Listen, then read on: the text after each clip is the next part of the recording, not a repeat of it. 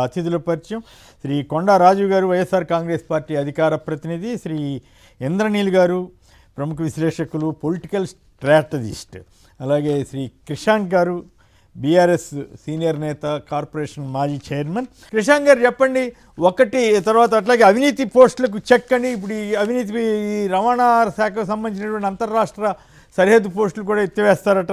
అది అఫ్కోర్స్ కేంద్రం డైరెక్షన్ అనుకోండి. ఇప్పుడు ప్రధానంగా ఈ మాగంటి సునీత గారి అభ్యర్థిత్వం మీద వస్తున్నటువంటి కాంట్రవర్సీ మీకేమైనా ఇబ్బంది కలిగిస్తుందా ఏంటి? అసలు అట్లాంటిది ఏమి లేదని ఆవిడ ఖండించారు. ఆ వివాదం గురించి ఏమైనా స్పందిస్తారా క్రిషాంక్ గారు? ఉమినేని గారు, మొదట నంబర్ 1 ఎలక్షన్ అధికారులందరూ కూడా వాళ్ళు రేస్ చేసిన అబ్జెక్షన్స్, అక్కడ కాంగ్రెస్ అభ్యర్థి గారు నిన్న ఇచ్చిన ఈ అబ్జెక్షన్, ఈ లెటర్ ని ఇచ్చిన తర్వాత అవన్నిటినీ కూడా రిజెక్ట్ చేసేసి 4 సెట్లు అయితే మేము ఏదైతే నామినేషన్ వేయడం జరిగిందో మా అభ్యర్థి మాగంటి సునీత గారు వాటిని యాక్సెప్ట్ చేయడం జరిగింది. కానీ ప్రధానంగా కొమ్మినేని గారు మీరు గమనిస్తే జూన్ 8న మాగంటి గోపీనాథ్ గారు కన్నుమూశారు. నిన్న అక్టోబర్ 22, అంటే ఈ జూను, జూలై, ఆగస్ట్, సెప్టెంబర్ ఏనాడు రాని అంశం, ఏనాడు మాట్లాడని అంశం. బాధాకరం ఏంటంటే మొదటి భార్య, వారి కుమారులు, అంటే వారి గురించి మాట్లాడాల్సిన అవసరం లేదు, కానీ ఇప్పుడు ఆ సిచ్యువేషన్ తీసుకొని వచ్చిండ్రు. వారు అంత్యక్రియలకు కూడా రాలేదు. కానీ నిన్న కాంగ్రెస్ అభ్యర్థి సడన్ గా మరి వారి కుమారుని పేరు మీద తారక్ ప్రద్యుమ్ను కోసరాజు, ఆశ్చర్యం ఏంటంటే తండ్రి గారి వారసత్వాన్ని కోరుకుంటున్నారు కానీ తండ్రి గారి పేరు కూడా పెట్టుకోలేదు ఆ లెటర్ లో. నవీన్ గారు ఏదైతే ఎలక్షన్ అధికారులకు ఇచ్చారో మాగంటి అనే పేరు కూడా అందులో లేదు. కానీ correct scrutiny of nomination papers రోజున క్యాండిడేచర్ రిజెక్ట్ చేయండి అని అన్నారంటే దీని వెనుక కాంగ్రెస్ ఉంది అని స్పష్టంగా అర్థమవుతున్నది రాజకీయంగా. ఎందుకంటే మొదట భర్త చనిపోయి తను వారి సతీమణి కంటతడి పెట్టుకుంటే, ఉద్వేగంతో కంటతడి పెట్టుకుంటే పొన్నం ప్రభాకర్ గారు, తుమ్మల నాగేశ్వర్ గారు అవి డ్రామా, అది ఆర్టిఫిషియల్ అని వారిని మాట్లాడారు మహిళ గురించి. ఆ అమ్మాయిలు వాళ్ళు తిరుగుతుంటే 21 సంవత్సరాలు సార్, వారు తిరుగుతుంటే వారి మీద ఆల్రెడీ ఒక కేసు పోలీస్కి ఎక్కడికక్కడ. ఇవాళ ఎంత భావోద్వేగానికి గురి చేస్తున్నారు వారిని అంటే, ఇవాళ ఇగోండి ఈ ఫోటోలో స్పష్టంగా మాగంటి గారు కనబడుతున్నారు, వారి బ్రదరు వజ్రనాథ్ గారు కనబడుతున్నారు, ఆ చిన్నపిల్లలు అక్షర, దివిర, సతీమణి సునీత గారు కనబడుతున్నారు, మాగంటి గారు కూడా ఉన్నారు. ఇది చిన్నప్పటి ఫోటో, అప్పటి నుంచి ఇగోండి పండుగలు జరుపుకుంటున్నప్పుడు కలిసిమెలిసి ఉన్నారు. 3 పిల్లలు ఇగోండి విద్యాభ్యాసం అయిన తర్వాత. నేను అనేది ఏంటంటే 3 పిల్లలు ఉన్న తర్వాత, ఒక 21 సంవత్సరాలు, 19 సంవత్సరాలు, 15, 16 సంవత్సరాలు పిల్లలు ఉన్న తర్వాత ఇవాళ సడన్ గా ఆమె భార్య కాదు అని మాట్లాడడం, దాన్ని ఎన్నికల్లో వాడుకోవడం. ఇవాళ నిన్న కాంగ్రెస్ మీడియా సెల్ వాళ్ళు ఏం చేశారంటే విస్తృతంగా అన్ని ఛానల్స్, అన్ని న్యూస్ పేపర్స్ పంపించారు. ఇది అజెండా కావాలి. కొమ్మినేని గారు ఇప్పుడు మీరే ఎత్తిండ్రు ఒక ఇంపార్టెంట్ అంశం. 10 సంవత్సరాలు ఉండగా ఒక ఐఏఎస్ అధికారి వాలంటరీ రిటైర్మెంట్ పెట్టుకున్న పరిస్థితి. ఎందుకు అని అంటే 500 కోట్ల హోలోగ్రామ్ పంచాయతీ. అబ్కారీ శాఖ మంత్రి గారికేమో వాళ్ళ కుమారునికి ఇవ్వాలని, ముఖ్యమంత్రి గారి అల్లుడేమో వారికి కావాలనేసి, ఈ ఇద్దరి పంచాయతీలో ఐఏఎస్ అధికారి 10 సంవత్సరాలు, ఇంకా సయ్యద్ అలీ ముర్తజా రిజ్వీ గారు వారు రాజీనామా, వాలంటరీ రిటైర్మెంట్ పెట్టేసిన పరిస్థితి. ముఖ్యమంత్రి గారి కార్యాలయం ఏమో ఆమోదించేస్తుంది, అబ్కారీ శాఖ మంత్రి గారు ఇప్పుడు ఎక్కడ ఈ భాగవతం బయటపడుతుంది అనేసి ఇమీడియట్ గా వారి మీద చర్యలు తీసుకోవాలి, వాలంటరీ రిటైర్మెంట్ మీరు యాక్సెప్ట్ చేయొద్దని. ఇవి రాష్ట్రంలో ఇవి కదా అంశం, ఇది చర్చకు రావాలి. ఎందుకంటే దీనికంటే కొన్ని రోజుల ముందే మనం చూసినాం కొండా సురేఖ గారు భాగవతం. ఒక మంత్రి గారి ఇంటికి ముఖ్యమంత్రి గారు తెలియకుండానే పోలీసులు వెళ్తారా? అరెస్ట్ చేయడానికి వెళ్ళారు ఓఎస్డీని. మంత్రి గారు ఏం చేశారు? కారు ఎక్కించుకొని వారిని పరారీ చేశారు. మంత్రి గారు కుమార్తె పోలీసులను అడ్డుకున్నారు.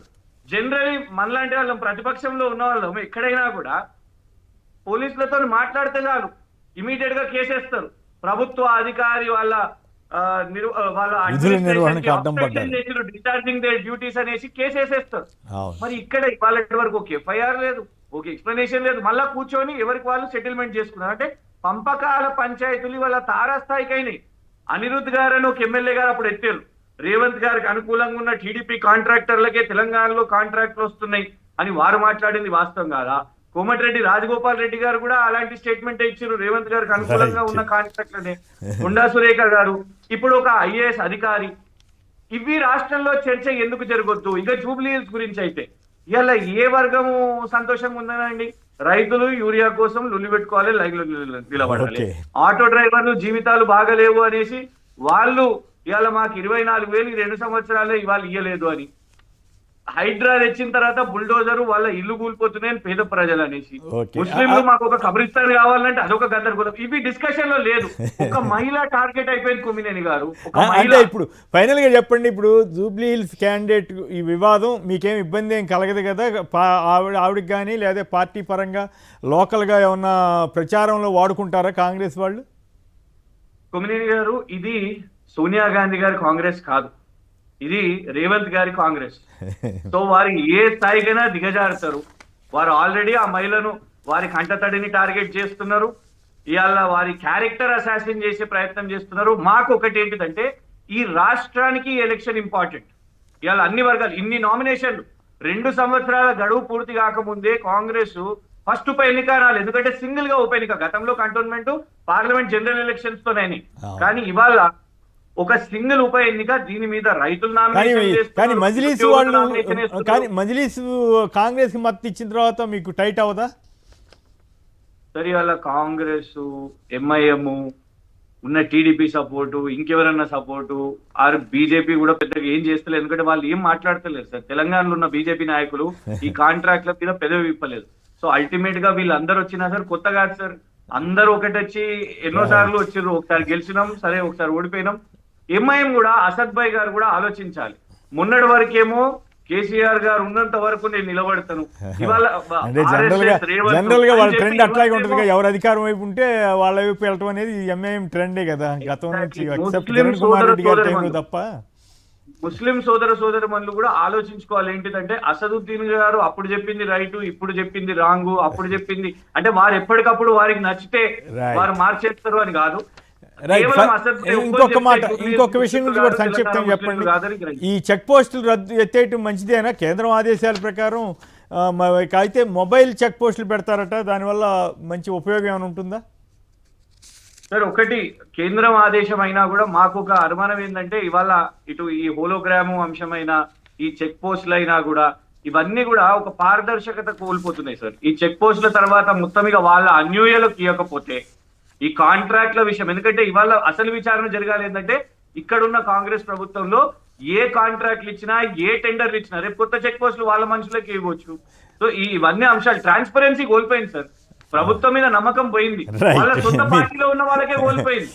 మంత్రులు కొట్లాడుకుంటున్నారు. మంత్రి వర్సెస్ ముఖ్యమంత్రి అయితే తుపాకీలు పంపించి బెదిరిస్తున్నారు అని చెప్తున్నారు పారిశ్రామికవేత్తలు.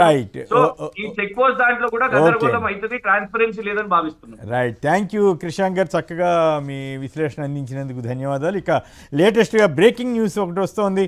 కాకినాడ జిల్లా తునిలో మైనర్పై అత్యాచార కేసు నిందితుడు ఆత్మహత్యాయత్నం చేశాడు. పోలీసులు అదుపులో ఉన్న టీడీపీ నేత తాటికి నారాయణరావు తుని కోమట్ల చెరువులో దూకి ఆత్మహత్యాయత్నం చేశాడు. మేజిస్ట్రేట్ ముందు హాజరుపరచడానికి తీసుకెళ్తుండగా ఈ ఘటన జరిగింది. ఈతగాళ్లతో గాలింపు చర్యలు చేపడుతున్నారు. ఇది ఒక సంచలనమైనటువంటి వార్త. నిన్న ఆ ఘటన జరగటమే చాలా ఆందోళనకరమైనటువంటి పరిస్థితి. అయితే ఇప్పుడు అతను తప్పించుకునే ప్రయత్నం, అంటే ఆత్మహత్యాయత్నం చేసుకున్నాడనేటువంటి సమాచారం వస్తోంది. ఇది మరి ఒక పక్క ప్రభుత్వం ఏమో రకరకాల కబుర్లు చెబుతూ ఉంటుంది, ఇంకో పక్క ఏమో తెలుగుదేశానికి సంబంధించిన వాళ్ళు ఈ రకంగా చేశారన్న విమర్శలు కూడా వస్తూ ఉన్నాయి. రైట్, ఇక మిగతా వార్తల్లోకి వెళదాం. రాజయ్యపేట ప్రజలకు హోంమంత్రి క్షమాపణ చెప్పాలి.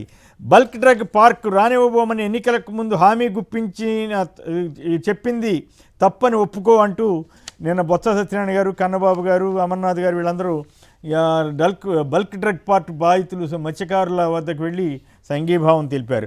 వారేవా విశాఖ గూగుల్కు ముందే రక్షణలో అంతర్జాతీయ ఖ్యాతి హైస్పీడ్ ఏపీ అంటూ రాష్ట్రానికి 2 ఎలివేటెడ్ రైల్ క్యారిడర్ అంటూ ఎల్లో మీడియా వారేవా మంచి జోష్న ప్రచారం చేస్తూ ఉంది. మా రాష్ట్రానికి అభివృద్ధికి సహకరించండి, మా విధానాలు అనుకూలమని ఆస్ట్రేలియా పారిశ్రామికవేత్తలకు లోకేష్ ఆహ్వానం. ప్రతిపాదనలతో వస్తే వెంటనే అనుమతులు. యుఏఈ పారిశ్రామికవేత్తలకు సీఎం చంద్రబాబు ఆహ్వానం. ఒక ఆయన ఎవరో శోభా గ్రూపు 100 కోట్ల విరాళం గ్రంథాలయం ఏర్పాటుకు ఇస్తుందట. వైఎస్ జగన్ హయాంలో విశాఖలో ఎన్ఆర్బిట్ మాలు ఎక్కడ ఒక రాయితీ లేకుండా శుభ్రంగా వాళ్ళు అనుమతులు తీసుకుని 13 ఎకరాల్లో 800 కోట్లు వేసి రెహేజా కార్పొరేషన్ కడితే ఇప్పుడు లులు గ్రూప్ వాళ్ళు అక్కడ లులు గ్రూప్కి ఎదురు 100 కోట్ల విలువైన భూములు ఇచ్చి మాలు కట్టుకోమంటున్నారు. అక్కడ కానీ విజయవాడలో కానీ. విశాఖలో మరో 500 మందిపై వేటు. ఇది దీపావళి ముందు రోజు కార్మికుల్లో ఆకలి కేకలు. సో ఇవన్నీ విశాఖ ఏరియాకి సంబంధించిన విషయాలు. ముందుగా రాజీవ్ గారు చెప్పండి, ఏమిటి ప్రధానంగా ఈ రాజయ్యపేట ఇష్యూలో హోంమంత్రి అనిత గారు గతంలో రెచ్చగొట్టడం మూలంగానే ఈ పరిస్థితి వచ్చిందా ఏమిటి? తర్వాత అట్లాగే వారేవా విశాఖని ఇప్పుడు గుర్తిస్తున్నారు, గతంలోనే విశాఖ మీద విపరీతమైన విషయం చల్లారు. సో వీటన్నిటి మీద మాట్లాడండి. కేసర్ గారు, మీకు మీతో పాటు పాల్గొన్న ప్యానలిస్టులకి, సాక్షి టీవీ న్యూస్ ఛానల్ వీక్షకులందరూ కూడా నా హృదయపూర్వక నమస్కారాలు. Good morning one and all. Sir, నిన్న రాజయ్యపేట నిరసన కార్యక్రమానికి ఏదైతే వైఎస్ఆర్ కాంగ్రెస్ పార్టీ మద్దతు తెలిపిందో దాంట్లో పెద్దలు బొత్స గారు, కురసాల కన్నబాబు గారు, మాజీ మంత్రి అమర్ గారితో పాటు మా బృందంలో నేను కూడా ఉన్నాను. నేను కూడా వెళ్ళాను. అక్కడ ఈ యొక్క మహిళలు యొక్క ఆర్తనాదాలు, వాళ్ళ ఉద్యమ కార్యాచరణ చూస్తే నాకే చలించిపోయాయి. ఎందుకంటే సార్, మనం స్వతంత్ర భారతదేశంలో ఉన్నాం సార్. గ్రామస్తులు వాళ్ళ గ్రామాల్లోకి వెళ్ళడానికి ఐడి కార్డులు చూపించుకుని సొంత గ్రామాలకు వెళ్లాల్సినటువంటి పోలీస్ కబంధ హస్తాల్లో రాజయ్యపేట గ్రామాలు నలిగిపోతా ఉన్నాయి. గతంలో మేము అనేక పరిశ్రమలు తెచ్చాం, పారిశ్రామికంగా ప్రాంతాలను అభివృద్ధి చేశాం. విశాఖపట్నం ఎస్సీజెడ్ కానీ, ఫార్మాసిటీ కానీ, మరొకటి కానీ తీసుకొచ్చినప్పుడు ఖచ్చితంగా ఆ యొక్క ప్రాంత ప్రజలు ఈ మనోభావాలకు అనుగుణంగా వాళ్ళకి ఏది నచ్చితే అది, వాళ్ళకి ఏది న్యాయం వాళ్ళు కోరితే అది, వాళ్ళకి ఆ న్యాయం చేసిన తర్వాత అక్కడ పరిశ్రమ ఏర్పాటు దిశగా గతంలో మా ప్రభుత్వం అడుగులు వేసింది. గతంలో కూడా చూస్తే ఉదాహరణ కోరంగి దగ్గర ఈ యొక్క బల్క్ డ్రగ్ పార్క్ అంటే అప్పుడు ఇదే తెలుగుదేశం ప్రభుత్వం బల్క్ డ్రగ్ పార్క్ వస్తుంది అని చెప్పి దీన్ని రెచ్చగొట్టే కార్యక్రమం చేసి యనమల రామకృష్ణ గారు నానా లేఖలు రాస్తే దాన్ని ఇక్కడ తీసుకొచ్చాం.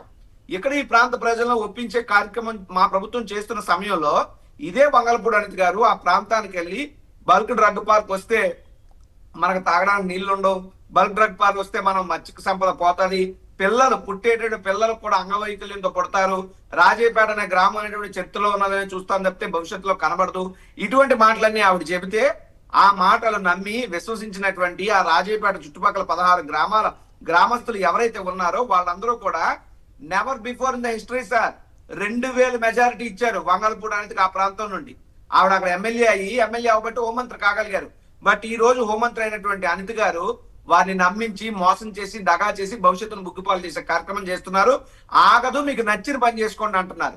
సో వీళ్ళందరూ కూడా గతంలో జగన్మోహన్ రెడ్డి గారు నర్సీపట్నం మెడికల్ కాలేజ్ టూర్కి వచ్చినప్పుడు హైవేకి వచ్చి జగన్మోహన్ రెడ్డి గారి పర్యటన వస్తుంటే ఆయనకి ఎదురెళ్లి ఈ గ్రామస్తులందరూ కూడా వారి యొక్క వినతి పత్రాలు ఇచ్చి ఇది మా సమస్య అని చెబితే ఖచ్చితంగా మా పార్టీ వారందరినీ కూడా నేను పంపిస్తానని ఆ రోజు ఏదైతే జగన్మోహన్ రెడ్డి గారు మాట ఇచ్చారో ఆ మాటకు అనుగుణంగానే నిన్న పార్టీ శాసనమండలి ప్రతిపక్ష నేతలు ఉత్తరాంధ్ర రీజనల్ కోఆర్డినేటర్ కన్నబాబు గారు మొత్తం మా నాయకత్వం వెళ్తే ఎంత దురదృష్టం అంటే సార్, మేము వెళ్ళింది ఆ శిబిరానికి మద్దతు తెలపడానికి, వారికి బాసటగా నిలవడానికి.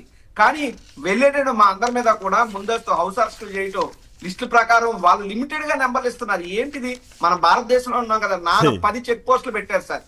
వెళ్ళడానికి ఎన్ని అడ్డంకులు అంటే, రాజకీయ నాయకుగా మా పరిస్థితులు ఇలా ఉంటే సామాన్య ప్రజలుగా పోరాటం చేసేటటువంటి మత్స్యకార బిడ్డలుగా వాళ్ళు ఎన్ని ఇబ్బందులు ఎదుర్కొంటున్నారో ఆలోచించమని మీ ద్వారా నేను ఈ ప్రభుత్వాన్ని అడుగుతా ఉన్నా. ఖచ్చితంగా మా ప్రభుత్వం మా పార్టీ తరఫున 2 విషయాలు అయితే సుస్పష్టంగా అక్కడ నేను చెప్పడం జరిగింది. అనేక అక్రమమైనటువంటి కేసులు పెడుతున్నారు సార్ మత్స్యకార సోదరుల మీద. బట్ నేను ఉత్తరాంధ్ర రీజనల్ కోఆర్డినేటర్ ఉన్నటువంటి కురసాల కన్నబాబు గారు జగన్మోహన్ రెడ్డి గారి తరఫున వారికి ఒక భరోసా అనే మాటని ఇచ్చారు. అదేమిటంటే, ఈ యొక్క కూటమి ప్రభుత్వం ఈ యొక్క రాజయ్యపేట గ్రామస్తులు ఏదైతే చుట్టుపక్కల 16 గ్రామస్తులు ఉద్యోగంలో ఉన్నారో వాళ్ళందరి మీద ఏ తప్పుడు కేసులు అయితే ఎన్నైతే పెట్టుకోనివ్వండి, 2029లో జగన్మోహన్ రెడ్డి గారు ముఖ్యమంత్రి అయిన తర్వాత ఈ అక్రమ కేసులన్నింటినీ కూడా జీవో ఇచ్చి తొలగించే కార్యక్రమం జగన్మోహన్ రెడ్డి గారు చేస్తారు. మీరు కేసులకు భయపడొద్దు అనేటువంటి భరోసాని కన్నబాబు గారు నిన్న ఇవ్వడం జరిగింది. అదేవిధంగా బొత్స గారు కూడా చాలా సుస్పష్టంగా చెప్పారు, మనం ఏమన్నా టెర్రరిస్టులమా లేదంటే నక్సలైట్లమా, మన మీద ఎందుకు ఇంత ఉక్కుపాదం మోపుతా ఉన్నారు, మీ సమస్యని మీరు ఏదైతే మహిళలు మాట్లాడి వేదన తెలియజేశారో ఆ యొక్క ఆవేదన అంతని కూడా జగన్మోహన్ రెడ్డి గారి దృష్టికి తూచా తప్పకుండా తీసుకెళ్తాం. భవిష్యత్తులో జగన్మోహన్ రెడ్డి గారు కూడా అవసరమైతే మీ ప్రాంతానికి వస్తారు, మీకు బాసటగా నిలుస్తారు అనేటువంటి కార్యక్రమం కూడా నేను అక్కడ ప్రజలకు తెలియజెప్పడం జరిగింది. ఒకటే ఒకటి కోరుతా ఉన్నాం, మేము మనకి హోంమంత్రి అనిత్ గారు మీరు ఎలక్షన్ల ముందు ఓట్లు దండుకుని పిండుకుని అధికారాన్ని అందుకుని ఈ రోజు వాళ్ళ జీవితాలు నాశనం అయిపోతున్న మత్స్యకారుల మీద మీరు పోలీసులతో ఉక్కుపాదం మోపడం ఇది మీకు సమంజసం కాదమ్మా అనిత్ గారు అని చెప్పి తెలియజేస్తూ ఖచ్చితంగా ఆ ప్రజలు ఏదైతే న్యాయం చేయాలని అడుగుతున్నారో ఆ న్యాయం చేసి వారిని ఒప్పించి అక్కడ బల్క్ డ్రగ్ పార్క్ పెడితే ఓకే మీ ఇష్టం, కానీ వాళ్ళకి ఇష్టం లేకుండా ప్రజల ఆమోదం లేకుండా బల్క్ డ్రగ్ పార్క్ విషయంలో ముందుకు వెళ్తామంటే మాత్రం ఎట్టి పరిస్థితుల్లో వైఎస్ఆర్ కాంగ్రెస్ పార్టీ దానికి అంగీకరించే పరిస్థితి లేదు. ఆ ప్రజా ఉద్యమానికి వైఎస్ఆర్ కాంగ్రెస్ పార్టీ సంపూర్ణమైనటువంటి మద్దతు ఉంటుందని చెప్పి మీ ద్వారా తెలియజేస్తున్నాను సార్. రైట్, మీరు చాలా పద్ధతిగా మాట్లాడారు రాజీవ్ గారు. ఎందుకంటే బల్క్ డ్రగ్ పార్క్ వచ్చింది వైసీపీ హయాంలో. వస్తే యనమల రామకృష్ణ గారు మా కొద్ది బల్క్ డ్రగ్ పార్క్ అని చెప్పి లెటర్ రాశారు. ఆ తర్వాత ఈ ప్రాంతానికి వస్తే అనిత గారు వీళ్ళంతా రెచ్చగొట్టారనేది ఇప్పుడు తాజాగా వస్తున్న నిన్న కన్నబాబు గారు కానీ ఆ వీడియోలన్నింటినీ ఆయన చెప్తా ఉంటే అప్పుడు అర్థమైంది. మరీ దారుణంగా భయపెట్టడం అంటే రాజకీయ నాయకులు తమ అవసరాల కోసం ఏ పరిశ్రమలని అడ్డుకుంటారు, ప్రజల్ని భయపెడతారనేటువంటి విషయం నిన్న మీరందరూ ఈ టూర్లో వెలుగులోకి వచ్చింది. దాన్ని కూడా మీరు చాలా బ్యాలెన్స్డ్గా చెప్పడం కూడా బాగుంది. ఇక మరో అంశంలోకి వెళ్దాం. ఈ ప్రతిపాదనలు వస్తే వెంటనే అనుమతులు, శోభా గ్రూప్కు 100 కోట్ల విరాళం, వారేవా విశాఖ అంటూ ఇప్పుడు వీళ్ళు చెప్తున్నారు సార్. దాని మీద కూడా ఒక వారేవా విశాఖ మీద ఒకసారి స్పందించచ్చా సార్? వీళ్ళు మాట్లాడిన తర్వాత మాట్లాడుతున్నారు కానీ సంక్షిప్తంగా వెళదాం, మిగతా అంశాల్లోకి వెళ్దాం. ఈ శోభా గ్రూప్ 100 కోట్ల విరాళం అంటారు. First of all Shobha group అనేది దాని యొక్క హెడ్ క్వార్టర్స్ దుబాయ్లో ఉన్నా కూడా అది కూడా ఒక కేరళ వ్యక్తికి సంబంధించింది. ఎలా అయితే లూలు మాల్ కేరళ వాళ్ళదో శోభా గ్రూప్ కూడా ఒక రియల్ ఎస్టేట్ సంస్థ. అదేమి ఒక పారిశ్రామిక రంగం ఏపీకి సంబంధం లేదు. లైబ్రరీ ఎందుకు పెడుతున్నారు? అదే సార్, ఇప్పటి వరకు శోభా గ్రూప్ యొక్క రికార్డ్స్ మీరు చెక్ చేసుకున్నా కూడా సొంత రాష్ట్రమైన కేరళలో కూడా ఈ మధ్య జరిగిన కొన్ని వరదలు ఇలాంటి వాటిలో కూడా ఒక 50 ఇళ్లను నిర్మించడం, ఒక 10 కోట్ల విరాళం ఇచ్చిన దాఖలాలు కూడా ఎక్కడా లేవు. కాకపోతే మీరు రీసెంట్గా బిఫోర్ 2024 ఎలక్షన్స్ కానీ తీసుకుంటే సబర్మతి రివర్ ఫ్రంట్ ప్రాజెక్టులో 1000 కోట్లు విరాళం ఇచ్చినట్లు పబ్లిసిటీ చేశారు. అది కూడా పీపీపీ విధానంలో మాత్రమే ఇవ్వబడింది. అది కూడా ఇప్పటి వరకు 2 years అయిపోతుంది సార్. 2 yearsలో ఇంతవరకు స్టార్ట్ అవ్వాలి ఆ ప్రాజెక్టు. సో ఎవరైనా ఒక వ్యాపారవేత్తను తీసుకుంటే, ఇప్పుడు నేనున్నాను సార్, నాది ఆంధ్రప్రదేశ్, ఒకవేళ నేను ఒక ఎంటర్ప్రెన్యూర్గా ఎదిగిన తర్వాత నా రాష్ట్రానికి ఏదన్నా చేయాలి అనుకుంటే అది ఒక ఏంటంటే అదొక ఫీలింగ్, మన సొంత రాష్ట్రం అనేది. ఇప్పుడు వాళ్ళకి అది అలాంటి ఫీలింగ్ కూడా ఏం లేదు. కేవలం ఏంటంటే ఒక బిజినెస్ మ్యాన్, అది రియల్ ఎస్టేట్ వ్యాపారి 100 కోట్లు విరాళం ఇస్తున్నాడు అంటే డెఫినెట్లీ రాబోయే రోజుల్లో మనం చాలా క్షుణ్ణంగా పరిశీలించాలి. ఒక లూలు మాల్కు అప్పచెప్పినట్లు ఈ శోభా గ్రూప్కి ఏ విధమైన లబ్ధి చేయబోతున్నారు అనేది. ఎందుకంటే సొంత రాష్ట్రాన్ని అనుమానిస్తున్నారు. డెఫినెట్లీ విరాళం ఇచ్చినప్పుడు స్వాగతించాలి కదా. విరాళాన్ని స్వాగతిద్దాం సార్. కాకపోతే ఇస్తారా? ఇప్పుడు ఆసుపత్రి పెడతానని చెప్పి పెద్ద 100 ఎకరాలు తీసుకున్నారు కదా సార్, ఆయన విరాళం ఇవ్వలేదు. సహకరిస్తాము అని చెప్పారు, విరాళం ఇవ్వలేదా? ఎట్లా సార్ హెడ్డింగ్ పెట్టారు వీళ్ళు ఈనాడు గ్రూప్ 100 కోట్ల విరాళం అని పెట్టారు. హెడ్డింగ్ 100 కోట్ల విరాళాన్ని ప్రకటించినందుకు అభినందనలు కూడా చెప్పేశారు. ప్రకటించడం వేరు, అది గవర్నమెంట్ దాకా రావటం వేరు సార్. ఇప్పుడు సబర్మతి ఫ్రంట్ కూడా 2024 ఎలక్షన్స్ ముందే 1000 కోట్లని అనౌన్స్ చేశారు. పేపర్ పబ్లిసిటీలు అయిపోయి ఈ రోజు వరకు అది కార్యాచరణలోకి రాలేదు. 2 years అయిపోయింది. పరిశ్రమల కోసం వెళ్ళిన సందర్భంలో ఎట్లా ఉంది సార్? ఇప్పుడు చూడండి, చంద్రబాబు గారు దుబాయ్ వెళ్ళి కలిసిందంతా రియల్ ఎస్టేట్ వ్యాపారుల్ని, అంతేనా? ఇప్పుడు ఆస్ట్రేలియాలో లోకేష్ గారు వెళ్ళి కలుస్తున్న అందరినీ కూడా క్రీడా మైదానాలు తయారు చేసే వాళ్ళని, ఇలాంటి వాళ్ళని, అంటే అది కూడా రియల్ ఎస్టేటు లేదా ఇన్ఫ్రాస్ట్రక్చర్ తయారు చేసే వాళ్ళనే. కానీ ఈ ఇద్దరు కూడా అటు చంద్రబాబు గారు రొయ్యల దీనికి అనుసంధానం చేయడం కోసం ఏదో ప్రయత్నం చేస్తున్నారు. చిన్నవే కదా ఇప్పుడు మంచిదే అంటే ఎక్స్పోర్ట్స్కి ఉపయోగపడుతుంది. కానీ ఇక్కడ ఆంధ్రప్రదేశ్లో ప్రజెంట్ ఇండస్ట్రియలిస్టులు వచ్చో లేదు ఫ్యాక్టరీలు వచ్చో ఉపాధి పెరిగేది ఏదన్నా ఉందా? లేదు కదా. ఇప్పుడు ఆస్ట్రేలియా వెళ్లే ముందు ఎలాంటి పబ్లిసిటీ చేశారు? ఐటీ అని పబ్లిసిటీ చేశారు. మీకు ప్రపంచంలో యుఎస్, లండన్, ఆ తర్వాత పొజిషన్లో ఉన్న జర్మనీ, మనకంటే తక్కువ ఐటీ ఎగుమతులు ఉన్న ఆస్ట్రేలియాకి వెళ్ళి సగం ఆస్ట్రేలియాలో ఉన్నవాడు పాడి మీద ఆధారపడి బతుకుతారు. ప్రపంచంలోనే పాడిలో టాప్ అనమాట ఆస్ట్రేలియా. అలాంటి చోటకి వెళ్ళినప్పుడు కూడా ఈ మీడియా అంత పబ్లిసిటీ ఎలా ఉంటుంది అంటే, లోకేష్ గారు వెళ్ళారు, మీకు ఐటీ మొత్తం తెచ్చేస్తారు, పారిశ్రామికంగా అందరినీ మీట్ అవుతున్నారు, మీకు ఇండస్ట్రియలిస్టులు వచ్చేస్తారు, మీకు ఉపాధి పెరిగిపోతుంది అంటారు. అక్కడికి వెళ్ళి కలిసేది ఎవరిని? క్రీడా మైదానాలని సిద్ధం చేసేవాళ్ళని. అంటే ఆంధ్రప్రదేశ్లో వచ్చి మీరు ఒక స్టేడియం కట్టండి, ఆ చుట్టుపక్కల రియల్ ఎస్టేట్ పెరుగుతుంది, మీకు స్టాంప్ డ్యూటీలు పెరుగుతాయి, గవర్నమెంట్కి రెవెన్యూ పెరుగుతుంది. అంటే వీళ్ళ మోడల్ ఎప్పుడు కూడా రియల్ ఎస్టేట్ బేస్డ్గానే ల్యాండ్ వాల్యూస్ పెంచుకుంటూ దాని వలన గవర్నమెంట్ రెవెన్యూ పెంచుకునే మోడలే కానీ, అంటే మీరు ఇది 4వ టర్మ్ చేస్తున్నారు కానీ ఆయన ఈ 4 టర్మ్లో ఆయన మారింది ఏం లేదు. ఆయన చాలా క్లియర్గా తను చేసేది రిపీటెడ్గా చేస్తూనే ఉంటారు. కాకపోతే ఇక్కడ ఏమవుతుంది అంటే మీడియా బలం ఎక్కువ ఉంది కాబట్టి వాళ్ళు ప్రొజెక్ట్ చేసేది వేరుగుంటుంది, ఆడ రియాలిటీ వేరుగుంటుంది. రైట్. రాజీవ్ గారు చెప్పండి, ఈ విశాఖ వారేవా అంటే ఇప్పుడు అంతకుముందేమో విషం జల్లే వాళ్ళు విష ప్రచారం చేశారు ఈ ఎల్లో మీడియా, ఇప్పుడేమో వారేవా అంటున్నారంట కదా. మరోవైపు ఏమో ఇప్పుడు లులు గ్రూప్ది చూసాం, ఇనార్బిట్ మాల్ది పోలుస్తూ సోషల్ మీడియాలో వార్తలు వస్తున్నాయి. సంక్షిప్తంగా దాని మీద కూడా మాట్లాడండి, మనం మెయిన్ వార్తల్లోకి వెళ్దాం మళ్ళీ. సార్ నాకు తెలిసి ఇనార్బిట్ మాల్ సౌత్ ఇండియాలోనే లార్జెస్ట్ మాల్. ఇనార్బిట్ కాల్ పెట్టిన దాంట్లో సౌత్ ఇండియాలో లార్జెస్ట్ మాల్ విశాఖపట్నం వేదికగా మా కోతవేడు దూరం అసలు అక్కేపాలెం దగ్గరలో పోర్టు స్టేడియం ఉండే లైన్ లో అక్కడ పెట్టారు. అది అంటే వీళ్ళ ప్రచార పిచ్చి పిచ్చికి పరాకాష్ట ఎలా స్థాయి తారాస్థాయికి చెందిందో వాళ్ళని చూస్తే, ఆహా రాజకీయం అంటే ఇలా చేయాలా, ప్రచారం అంటే ఇలా చేయాలా, పబ్లిసిటీ అంటే ఎంత పీక్ లో ఉండాలా, పైన పటారం లోన్ లొటవర్ వ్యవహారం ఇలా జరగాల, పేరు గొప్ప ఊరు దిబ్బ వ్యవహారం ఇలా జరగాల అని చెప్పి వీళ్ళని చూసి బహుశా మేము కూడా నేర్చుకోవాలేమో అని అనిపిస్తుంది. ఎందుకంటే ఇప్పుడు ఉన్నటువంటి పరిస్థితులు మాకు what a pity sir. Jaganmohan Reddy garu Bhogapuram airport తీసుకొచ్చారు విశాఖపట్నానికి, Bhogapuram airport, Lulu mall, Yokohama. అట్లా కాదు మీరు అంటే అఫ్ కోర్స్ మీరు అట్లాగే చెప్పాలి, కానీ నేనైతే చెప్పాల్సింది ఏంటంటే భోగాపురం ఎయిర్పోర్ట్ సంబంధించి భూసేకరణ చంద్రబాబు గారి టైంలో మొదలైంది, దాన్ని కంప్లీట్ చేసి స్పీడ్గా పనులు స్టార్ట్ అయ్యేట్టుగా చేసిన ఘనత జగన్ గారిది. అయితే జగన్ గారు అసలు ఏం చేయలేదని చెబుతుంటారు తెలుగుదేశం వాళ్ళు, అది విచిత్రమైన పరిస్థితి. సార్ నేను వాస్తవంగా మాట్లాడతాం. ఇప్పుడు నేను వైఎస్ఆర్ కాంగ్రెస్ పార్టీ రాష్ట్ర అధికార ప్రతినిధి కన్నా ముందు I'm born and bottom from Uttarandhra పౌరుణ్ణి సార్. ఈ ప్రాంతంలో పబ్లిసిటీని ఈ ప్రాంతానికి ఎవరు వాడుకున్నారు, నిజంగా ఈ ప్రాంతాన్ని ఎవరు అభివృద్ధి చేశారు మాకు తెలుసు. మేము పుట్టి పెరిగిన వ్యక్తిగా భోగాపురం ఎయిర్పోర్ట్ కి చంద్రబాబు నాయుడు గారు ఎలక్షన్ల ముందు హడావుడిగా శంకుస్థాపన లాంటి ఫోటో షో వర్కులు చేశారు తప్పితే అక్కడ ఉన్నటువంటి స్థల వివాదాలు సమస్యలు ఏమీ చేయలేదు. జగన్మోహన్ రెడ్డి గారు వచ్చి ఆ చిక్కుముళ్ళన్నీ విడదీసి పర్మిషన్స్ తీసుకొచ్చి R&R ప్యాకేజీలు ఇచ్చి ఆయన శంకుస్థాపన చేసి ఆయన పనులు ప్రారంభించారు. 30% పైన మేము అధికారంలో ఉన్నప్పుడే పనులు పూర్తి కాగలిగాయి. ఈ రోజు వచ్చి పబ్లిసిటీ చేసుకుని అది వేరే విషయం. బట్ అల్టిమేట్ గా ప్రజలకి దేవుడికి తెలియాలన్నటువంటిది మా నాయకుడి యొక్క థింకింగ్ అండ్ థాట్ ప్రాసెస్. నేనేం చెప్తున్నానంటే జగన్మోహన్ రెడ్డి గారు విశాఖపట్నంకి ఏం చేశారో కూడా చెప్పాలి కాబట్టి నేను చెప్తున్నా. Bhogapuram airport, Yokohama tyres, Inorbit mall, Infosys, TCS, Adani data centre, medical college, petrochemical corridor, industrial corridor, Laurus expansion, deck building, కైలాసగిరిలో sky bridge, longest sky bridge in India, అలాగే విధంగా సీ హార్స్ మ్యూజియం, ఇలా చెప్పుకుంటూ పోతే చాలా చేశాడు జగన్మోహన్ రెడ్డి గారు విశాఖపట్నానికి. That to in corona, that in span of only 2 years 3 years maximum. So ఇంత చేసి కూడా మేము చెప్పుకోలేదు. అలాగని చెప్పి మేము ఎక్కడ ప్రజాధనాన్ని వృధా పరచలేదు, ఎవరినో తీసుకొచ్చి అప్రంగా భూములు అప్పచెప్పేలేదు, భూ పందేరాలు మేము చేయలేదు. కానీ ఇక్కడ జరుగుతుంది ఏంటంటే లూలు మహానే ఎవరినో తీసుకొచ్చి ఎన్ని ఉద్యోగాలు వస్తాయి సార్? ఏంటి అందులో ఉండే ఉద్యోగాలు? సేల్స్ మెన్ ఉద్యోగాలు, సెక్యూరిటీ గార్డ్ ఉద్యోగాల? దానికి మీరు ఇన్ని వందల వేల కోట్లు విలువైనటువంటి భూమి ఇచ్చేస్తే, ఇప్పుడు మీకో నాకో విశ్లేషకులకో 1000 కోట్లు భూమి ఇచ్చారనుకోండి, దాన్ని బ్యాంక్ లో పెడతాను, 800 కోట్లు అప్పు తెస్తాను, ఒక 500 కోట్లు నీరు పెట్టుబడి పెడతాను. ఎవరిని చెప్తే ఎవరిని మోసం చేస్తారు? రెండోది, నాకు ఇప్పుడు అర్థమవుతోంది గ్రంథాలయం గురించి ఏదో మీరు మాట్లాడుతుంటే, నేను విశాఖ జిల్లా మాజీ గ్రంథాలయ సంస్థ చైర్మన్ గా పనిచేసిన కాబట్టి చెప్తున్నా. గతంలో విశాఖపట్నం మన ఎంటైర్ అండ్ ఆఫ్టర్ బైఫర్కేషన్ చెప్తున్నాను సార్, నేను ఎక్కడా కూడా ఒక స్టేట్ లెవెల్ లైబ్రరీ లేదు. విశాఖపట్నంలో 100 కోట్లు విలువైనటువంటి ఒక ఎకరం స్థలం ఉంది జగనాంబ జంక్షన్ లో.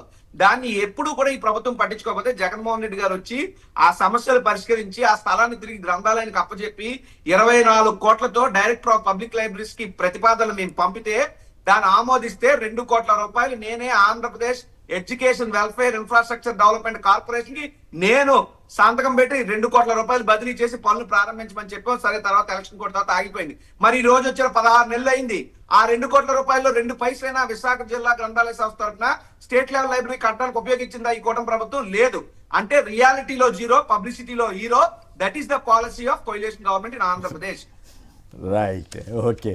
ఇక మరో అంశంలోకి వెళ్దాం. బిల్లుల కోసం రోడ్డెక్కిన కాంట్రాక్టర్లు, పేదల గుండె ఘోష పట్టని సర్కార్, ఆరోగ్యశ్రీ నెట్వర్క్ ఆసుపత్రుల సమ్మెతో పేదల పరిస్థితి దయనీయం. ఏమిటి అసలు? నేను సంపద సృష్టించి దాన్ని పంచుతాను అని ఇప్పుడేమో మనసు ఉంది, నాకు మనసులు ద్వారములు తెరిచే ఉన్నవనే సినిమా డైలాగ్ బదులు ఇప్పుడు ద్వారములు మూసిపడి ఉన్నవి అని చెబుతున్నారు చంద్రబాబు గారు. ఇప్పుడు ఏంటి ఈ బిల్లుల కోసం ఎందుకు జనం? అసలు బిల్లుల కంటే ముందు సార్, ఎలక్షన్ల ముందు వాళ్ళు ఏం చెప్పేవాళ్ళు? ఓన్లీ సంక్షేమ పథకాల వల్ల ఇది ఒక శ్రీలంక, ఒక బంగ్లాదేశ్ లాగా అయిపోతుంది, డెవలప్మెంట్ అంటేనో లేదు ఎంప్లాయీస్ని ఎలా ఇన్ఫ్లుయెన్స్ చేశారు. ఫస్ట్ ఏదైనా ఒక రెవెన్యూ వస్తే వాళ్ళు ఎంప్లాయీస్ మీరు పనిచేస్తున్నారు కాబట్టి మీ శాలరీస్ మీ బకాయిలు ఇచ్చిన తర్వాతే అది సంక్షేమమైన డెవలప్మెంట్ సైడ్ అని వెళ్ళాలి. ఎందుకంటే ఇట్స్ యువర్ వాళ్ళకి ఇచ్చే హానర్ అది అనే విధంగా వాళ్ళని రెచ్చగొట్టడం వలన ప్రొవోక్ చేయటం వలన వాళ్ళు కూడా వైఎస్ఆర్సీపీ ప్రభుత్వానికి వ్యతిరేకంగా రోడ్లకి దారుణంగా ధర్నాలు ఇవన్నీ చేశారు. చేసిన తర్వాత ఇప్పుడు ఎలక్షన్స్ అయిపోయి 2 సంవత్సరాలు దగ్గర 16 నెలలు గడిచిపోయింది. వాళ్ళు ఇచ్చిన హామీలు ఏంటి? First of all Jaganmohan Reddy గారు జీపీఎస్ తీసుకొస్తే, అంటే జనరల్గా ఏంటంటే సార్ ఓపీఎస్ ఒక సిస్టమ్ ఉంది ఒకప్పుడుది, అది రీఇంప్లిమెంట్ చేయమని ఎంప్లాయీస్ కోరుకుంటున్నారు. కానీ అది దానికి ఉన్న ఆర్థిక అంశాలు ఏవైతే ఉన్నాయో అది ఇంపాసిబుల్లా కనబడిన తర్వాత ఇటు సిపిఎస్ కంట్రిబ్యూటరీ పెన్షన్కి ఓల్డ్ పెన్షన్కి మధ్యంతరంగా రెండింటికి కొంచెం బ్యాలెన్స్ చేసే విధంగా జీపీఎస్ అనేది తీసుకొస్తే దాన్ని ఎవరు యాక్సెప్ట్ చేయొద్దు, మన గవర్నమెంట్ రాగానే ఫస్ట్ సంతకం మేము మీకు ఓపీఎస్ చేసి పెడతాము అని చెప్పారు. ఇప్పుడు చూడండి అందరిలోకి ఎక్కువ లాస్ అవుతుంది ఎంప్లాయీసే కదా. ఇప్పుడు ఆ జీపీఎస్ లేదు, ఈ లోపు రిటైర్ అయిన వాళ్ళకి ఆ బెనిఫిట్స్ లేవు, వాళ్ళకి మళ్ళీ రేపు కోర్టులో కేసులు వేసుకొని పోరాడుకోవాల్సిన పరిస్థితి. 34,000 కోట్ల బకాయిలు అంటే 34,000 కోట్ల బకాయిలు సార్. అంటే ఇలా బకాయిలు పెంచి ఇప్పుడు చూడండి డిఏ ఒకటి ఇచ్చి దాంట్లో ఒక రహస్య జీవో ఎలా పాస్ చేశారు అంటే డిఏలో ఇవ్వాల్సిన ఏరియర్స్ బకాయిలు ఏవైతే ఉంటాయో అవంటే రిటైర్మెంట్ లేదు ఎవరైనా ఎక్స్పైర్ అయితే ఎంప్లాయీ అప్పుడు ఇచ్చే బెనిఫిట్స్లో ఇస్తారని. అంటే ఈలోపు ఆ జీపీఎస్ కానివ్వండి వీళ్ళ పరిస్థితులు ఎలా ఉంటాయి అంటే ఇది ఒకటే కాదు సార్, ఎన్ని బకాయిలు పెండింగ్ ఉండి పిఆర్సీ ఇస్తా అన్నారు, పిఆర్సీ ఇచ్చారా? 2 years అవుతుంది సార్. వైఎస్ఆర్సీపీ హయాంలోనే ఇంకొక 6 నెలలు ఇవ్వాల్సిన టైంలో ఎలక్షన్ కూడా రావటం కానివ్వండి వాళ్ళు ఇవ్వలేకపోయారు. అసలు అట్లీస్ట్ కమిటీ వేసారా? వేయలేదు కదా. అట్లీస్ట్ ఐఆర్ ఇవ్వగలిగారా? ఇవ్వలేదు కదా. మరి వాళ్ళకి ఆగ్రహం రాదా? వీటికి తోడు అంటే ఎంప్లాయీస్ దగ్గరే 34,000 కోట్ల బకాయిలు ఉన్నాయి, 3,000 కోట్ల బకాయిలు ఆరోగ్యశ్రీ, ఒక పక్కనేమో రోడ్లు జల్ జీవన్ మిషన్ వల్ల వీళ్ళు ఒకప్పుడు గ్రామ ఇంటింటికి కుళాయిలు ఏర్పాటు చేసి చిన్న కాంట్రాక్టులు. అవును సార్, అది రూరల్ వాటర్ సప్లై కింద అది నేషనల్ గవర్నమెంట్ స్కీమ్ సార్. అక్కడ ఫండ్స్ ఆగవు కూడా, ఇప్పటిదాకా ఆగిన చరిత్ర లేదు. అది వాళ్ళే ఆన్సర్ చేయాలి ఏమవుతున్నాయి అని. వాళ్ళు రోడ్లు అవుతున్నాయా? డైవర్ట్ అయినట్టే కదా. వాళ్ళు రోడ్లు ఎక్కారా? రెండోది టీచర్స్ రోడ్లు ఎక్కుతున్నారా? కాంట్రాక్టర్లు రోడ్లు ఎక్కుతున్నారా? అసలు ఏదైనా ఎందుకంటే బాధాకరం వాళ్ళు ధర్నా చేయబోతున్నట్టున్నారు కదా ఈ నెట్వర్క్ ఆసుపత్రులు చేస్తుంటే. నిన్న రాత్రి 250 కోట్లు రిలీజ్ చేసాము, ఇంకో 250 కోట్లు కూడా మీరు చర్చలకు రండి రిలీజ్ చేస్తామన్నారు. అసలు 3,000 కోట్లు ఎక్కడ, 250 కోట్లు ఎక్కడ? అదే ఒప్పందం కుదిరి ఏమన్నా వాళ్ళు అంత ఈజీగా యాక్సెప్ట్ చేశారా? అంత ఈజీగా యాక్సెప్ట్ చేశారు. అది కూడా 20 రోజుల తర్వాత వాళ్ళు మొదలుపెట్టి అంటే ఈ రోజు రోడ్డు ఎక్కుతామంటే వైద్యులు అంటే ఆసుపత్రి యాజమాన్యాలు రోడ్లు ఎక్కుతామన్న తర్వాత అది కూడా 10% కూడా లేదు. 300 కోట్లు ఎక్కడ, 250 కోట్లు ఎక్కడ? అంటే డెఫినెట్లీ గవర్నమెంట్ అనేది వాళ్ళతో చర్చలు జరిపి వైద్యాన్ని ముందు ప్రజలకు అందించాలి అని అందరం కోరుకుందాం. ఎందుకంటే ఈ గొడవల్లో ఈ రాజకీయాల్లో ఆ బిల్లులు పెండింగ్లో ఏమవుతుందంటే సామాన్యుడికి వైద్యం అందక చాలా మంది ఇబ్బంది పడుతున్నారు. ప్రైవేట్ నెట్వర్క్లో ఎక్కడైతే ఆరోగ్యశ్రీ ఉందని చెబుతున్నారో మనం హాస్పిటల్కి వెళ్తే ముందు పే చేసుకో, కావాలంటే తర్వాత క్లెయిమ్ చేసుకో అనే పరిస్థితులు ఉన్నాయి. సో చాలా దయనీయమైన పరిస్థితులు ఆంధ్రప్రదేశ్ అయితే ఉంది. అంటే ఒక పక్క బిల్లులు ఇవ్వట్లేదు కాంట్రాక్టర్లకి, రెండో పక్క ఎంప్లాయీస్కి పెండింగ్ బకాయిలు ఉండిపోయినాయి, మరో పక్క ఏమో సంక్షేమ పథకాలు కూడా చెప్పిన నెంబర్స్ వేరు చేస్తున్న నెంబర్స్ వేరు, ఇచ్చిన హామీలు అమల్లో లేవు. ఆడబడ్డని రెవెన్యూ లోట్లో నెంబర్ 1 అంటే ఏదన్నా మనం నెంబర్ 1లో ఏడవ చోట ఉండాలి అన్నట్టు కొట్టినట్టు ఉన్నది రెవెన్యూ లోటు దేశంలో నెంబర్ 1. అసలు మరీ వర్స్ట్ థింగ్ ఏంటంటే అక్షరాస్యత. ఒకప్పుడు ఎలా ఉండేది ఆంధ్రప్రదేశ్ మన సౌత్ ఇండియన్ స్టేట్స్ అంటేనే లిటరేచర్ వీటిలో టాప్లో ఉండేవాళ్ళం. అలాంటి స్థాయి నుంచి మన అక్షరాస్యతలో కూడా వెనకబడిపోతున్నాము.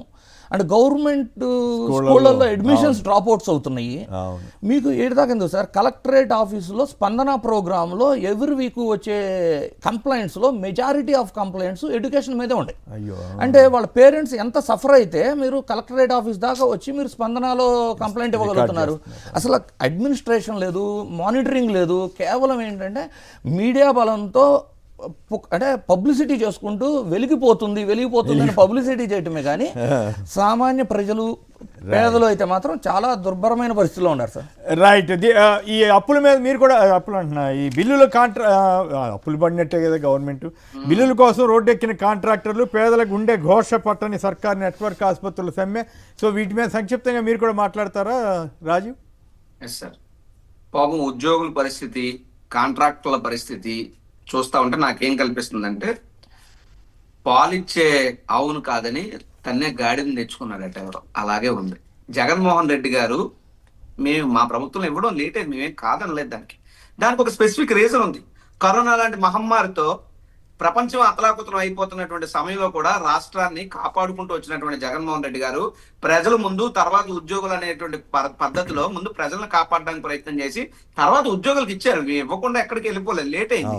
కానీ లేట్ అయిన సమయంలో కూడా జగన్మోహన్ రెడ్డి గారి మీద ఉద్దేశపూర్వకంగా విష ప్రచారాలు ఈ యొక్క అప్పటి ప్రతిపక్షంగా ఉన్నటువంటి ఇప్పటి కూటమి ప్రభుత్వం నాయకులు లెట్ ఇట్ బి చంద్రబాబు గారో, పవన్ కళ్యాణ్ గారో మరొకరు రెచ్చగొట్టి అంటావా జగను, అంటావా జగను అని చెప్పి దిక్కుమాల పాటలు, ప్యారడీ పాటలు కూడా జగన్మోహన్ రెడ్డి గారి మీద కొంతమంది వ్యక్తులతో మీరు చేయించారే. మరి వాళ్ళు తిరిగి మీ మీదే పాటలు పాడుతున్నారు కదా, తల తీసుకెళ్ళి ఎక్కడ పెట్టుకుంటారు ఈ ప్రభుత్వం పెద్దలు?